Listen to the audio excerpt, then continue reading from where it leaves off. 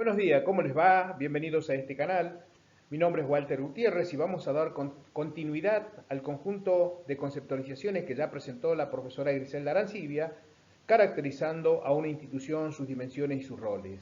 En esta oportunidad les voy a presentar el capítulo 3 de Alicia de Valle de Rendo y Viviana Vega, que son los autores en un libro muy hermoso, Una escuela ENI para la diversidad, el entramado de la diversidad. Justamente el tema central que nos atañe hoy es el concepto que usan ellos para darnos cuenta de qué es lo que hace la escuela. Justamente ese término, ese concepto es el entramado. Así que sobre estas tramas, sobre estos tejidos vamos a hablar en el día de hoy. Se escribió mucho acerca de cuál es el rol de la escuela, cuál es la función de la escuela, pero por ahí no llega esto justamente al campo en sí, diríamos a la escuela en sí. Pero es sabido que nosotros cuando nos posicionamos dentro de lo que es una escuela ENI para la diversidad, vamos a tratar de potenciar justamente el aspecto transformador. ¿Qué quiere decir esto? Que vamos a tratar de que a cada uno de nuestros estudiantes llegue lo que les necesite. Por eso, el enfoque de una educación ENI para la diversidad se enmarca en una concepción de igualdad y de equidad. Para las autoras, las diferencias de jerarquía ingresan a la escuela y generan un fracaso escolar, en función de lo que se denomina un déficit sociocultural. En cambio, si nosotros concebimos que los alumnos llegan a la escuela en distintas condiciones, en distintas situaciones, podemos interpretar eso como diversidad y no como desigualdad. Esto implica usar otra lógica de posicionamiento frente a los conceptos. Más de lo mismo es una pregunta que justamente nos plantean las autoras, pensando que la integración escolar, la integración social, si la concebimos como una ruptura epistemológica y fundamentalmente ideológica, va a ser la energía que va a motorizar los cambios cualitativos que venimos buscando y que van a impactar justamente en la vida de todos los ciudadanos. Es un reto, es un desafío que nos permite generar nuevas condiciones y estrategias individuales para que todos puedan llegar a las metas que la escuela misma se propone. Desafíos, retos que se van a desarrollar en una escuela que selecciona, que clasifica, que expulsa y que excluye. Claro, para las autoras, los modelos selectivos son aquellos que están ajustados a parámetros teóricos, a parámetros estadísticos, organizativos, diría Flavia Terigi, a la trayectoria teórica de los estudiantes. ¿Y cuáles son las respuestas a la diversidad? La segregación a instituciones especiales de aquellos chicos que no se adaptan, la variación en la edad de ingreso, la sobreedad, la repetencia y la derivación a gabinetes psicológicos y psicopedagógicos. Claro, porque estamos dentro de la característica de un modelo selectivo, en donde se naturalizan muchas cosas, y una de esas cosas justamente es la evaluación, que se ajusta a lo básico, a lo estándar, que impone sanciones a aquellos que fracasan, porque hay una concepción de educación selectiva que está apoyada justamente en modelos tecnicistas y no en modelos holísticos ni ecológicos. Lo que se enseña son contenidos académicos, se evalúan solamente resultados y se dejan de lado los procesos. Y este hacer natural de la escuela lleva a la construcción de la realidad en un modelo selectivo, que se basa en una concepción de realidad única, de una realidad material, con existencia en sí misma. En esta realidad, el sujeto y el objeto de conocimiento se conciben totalmente separados, porque el criterio de veracidad es la objetividad. Entonces, quiere decir que la escuela va a construir y va a imponer un modo de representación de la realidad a todos sus miembros, docentes, estudiantes, padres, etcétera, etcétera. Y va a fundamentar justamente en sus evaluaciones las normas de excelencia. Claro, el poder de la organización escolar, de la mano del poder del sistema político, va a ir marcando quién es buen alumno y quién es mal alumno. Porque subyace justamente la equivalencia entre seleccionar y segmentar. ¿Cómo vamos a leer esta situación? Dar educación de pobres para los pobres y educación de ricos para los ricos. La desigualdad en la distribución de los conocimientos. Claro, la selección va a generar diferencia, la diferencia va a generar déficit.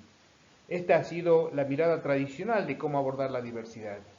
La diferencia como carencia, como déficit, como falta, como minusvalía, y la diversidad a todo aquello que era debajo de lo normal, aquello que era desviación. Este tipo de selección se ignora que vivimos en una cultura, que vivimos con sujetos, entre sujetos, para los sujetos, con los sujetos. Y una escuela que justamente selecciona va a generar ciertos efectos perversos.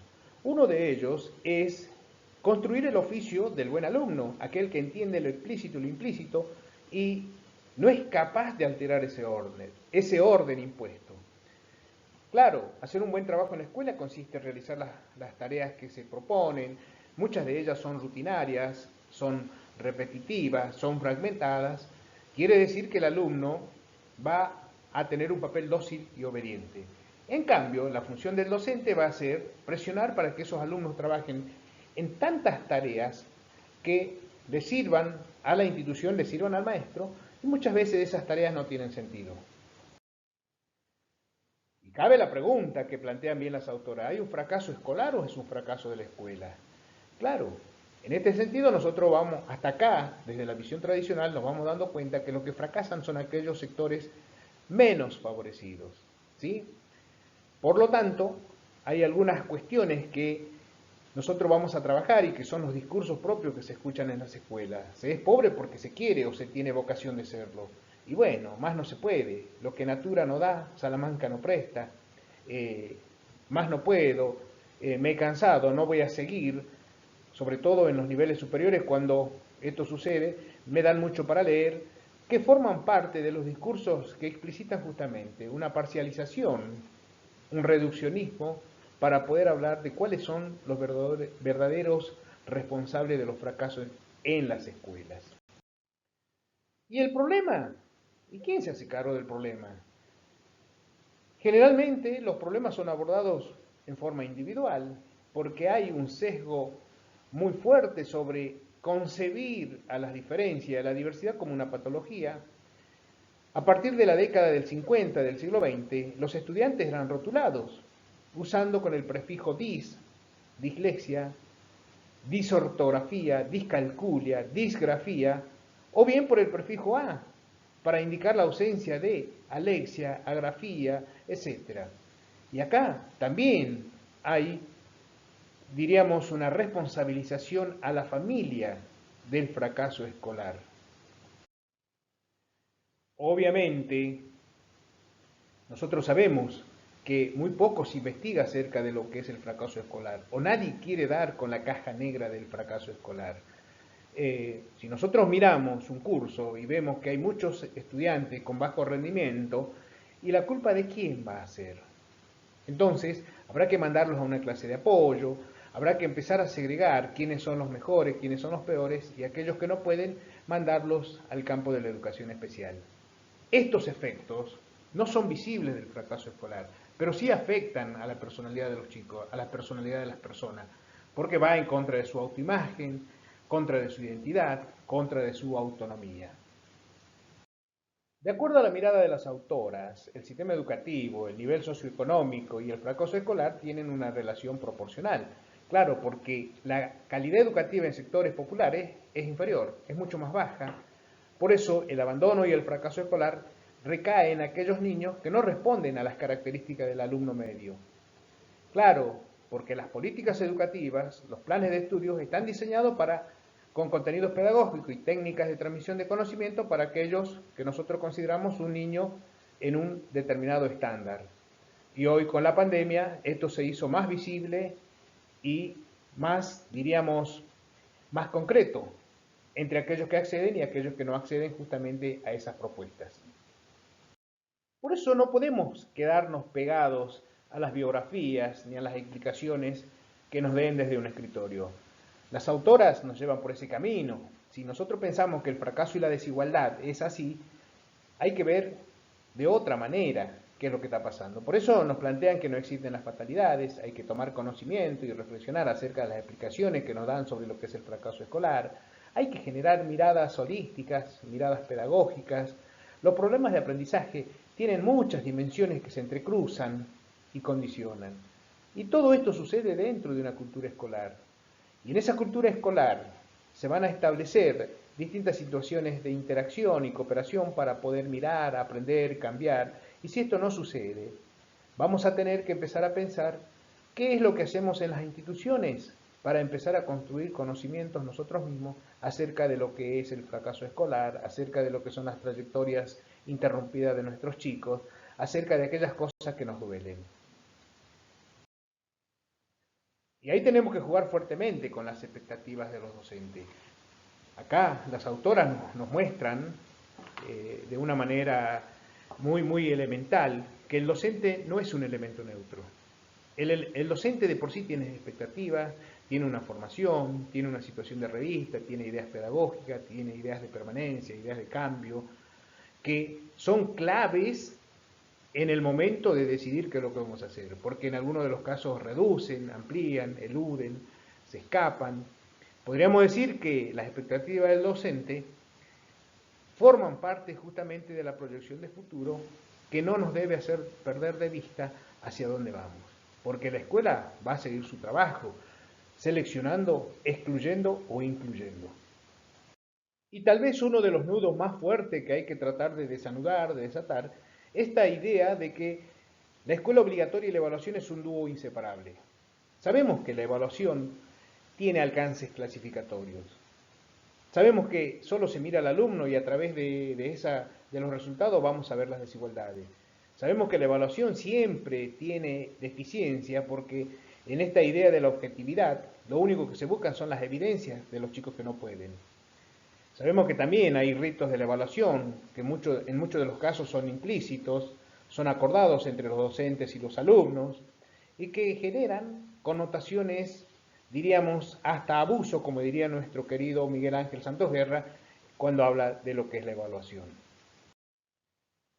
Por eso, en el desafío de encarar la escuela en y para la diversidad, una idea de una escuela integradora, inclusiva y comprensiva, es necesario posicionarnos, que no es una ilusión teórica, sino que es una práctica necesaria, que hay que generar cambios en varios sentidos.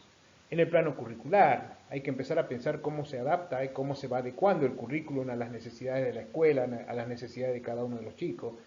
En el plano de lo metodológico, ¿cómo intervenimos? ¿Siempre hacemos de la misma manera? ¿Cómo son nuestros modos de abordar nuestras clases? En el plano organizativo, ¿qué tiempos, qué espacios son dinámicos, son fijos, todos siguen igual? Por supuesto que hay muchos escollos para remover como plantean las autoras. Horizontalizar sería una cuestión, que dejemos de lado las relaciones asimétricas y empecemos a pensar en el tú a tú, en un mismo nivel. ¿Cambiar por adentro? Sí, se cambia desde adentro de las instituciones. Los cambios nunca vienen desde afuera. Y para eso es necesario también explicitar nuestras concepciones implícitas, nuestros supuestos básicos subyacentes, que de alguna manera condicionan nuestro hacer. Y en ese marco, podríamos decir que hay nuevos modos de ver la evaluación sobre todas las cosas. ¿Cómo pasamos de esa evaluación estándar a una formativa? ¿Cómo pasamos de esa evaluación vertical a una consensuada? ¿Qué es esto de la evaluación comprensiva? Que forma parte de un concepto de proceso comunicacional entre los que están involucrados. Y ahí sí poder decir, ¿una escuela para seleccionar o una escuela para educar? La decisión la tenemos nosotros en las manos, en el día a día, en el cotidiano hacer frente a nuestros alumnos. Y me quedo, vamos cerrando justamente este capítulo, con aquellas frases que dijo nuestro querido Miguel Ángel Santos Guerra cuando nos dice, dime cómo evalúas y te diré qué clase de docente eres.